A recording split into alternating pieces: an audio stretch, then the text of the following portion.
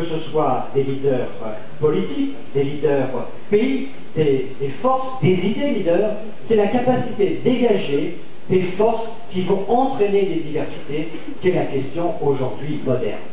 Vous ne pourrez pas diriger si vous ne négociez pas.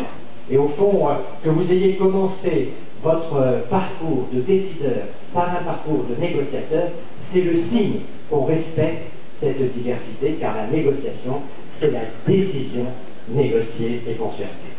Aujourd'hui, on voit que dans le monde, l'idée de leadership s'affirme pour pouvoir conduire un certain nombre de complexités. On voit dans les nations aujourd'hui, des nations leaders. Le Brésil est en train de devenir une nation leader en Amérique latine, la Chine, en Asie. Il y a un certain nombre de territoires comme ça qui s'affirment de plus en plus comme des territoires qui entraînent les autres, qui animent. Et notre monde du XXIe siècle est un monde multipolaire, qui va être emmené avec le respect des uns et des autres, si possible, mais en même temps avec des leaders qui se dégagent. Et dans ces leaders-là, on voit bien qu'il y a une question qui est posée, qui est la question européenne. L'Europe sera-t-elle capable d'exister et d'être suffisamment forte, d'avoir suffisamment de leadership pour pouvoir imposer ses intérêts, mais aussi ses idées?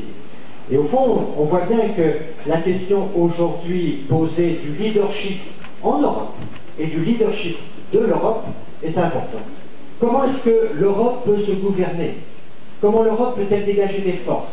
Vous savez qu'il y a un traité, le traité de Lisbonne, qui va essayer de désigner, enfin, s'il est adopté, un leader à l'Europe en désignant un président pour 2 ans et demi, un président qui va incarner la politique européenne. Tant que la politique européenne n'est pas incarnée, elle a du mal à être comprise par les citoyens.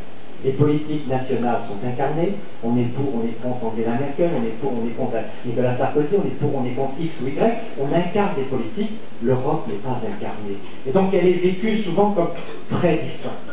Les institutions européennes, avec le traité de Lisbonne, ont tenté de définir une perspective d'incarnation de leadership. Et là, vous allez assister dans les semaines qui viennent à des échéances politiques très importantes. La désignation du président de la Commission européenne, M. Barroso, sera-t-il élu, sera-t-il pas élu? Nous verrons, mais probablement il le sera. Et puis, il y a la question du référendum irlandais. Il y a la question, donc, de la capacité à l'Europe de se donner un leadership. Mais aussi, il y a un sujet qui est très important, qui est, une fois que l'Europe a sa consistance dans le monde, est-elle capable d'avoir elle-même pour ses idées un leadership?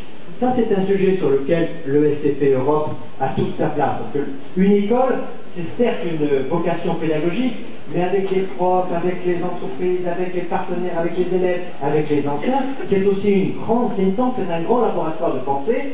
Je pense que l'ESCP Europe doit faire partie de ceux qui essaient de définir une pensée européenne aujourd'hui. Une pensée européenne du management, une pensée européenne des rapports sociaux, une pensée européenne de nos valeurs.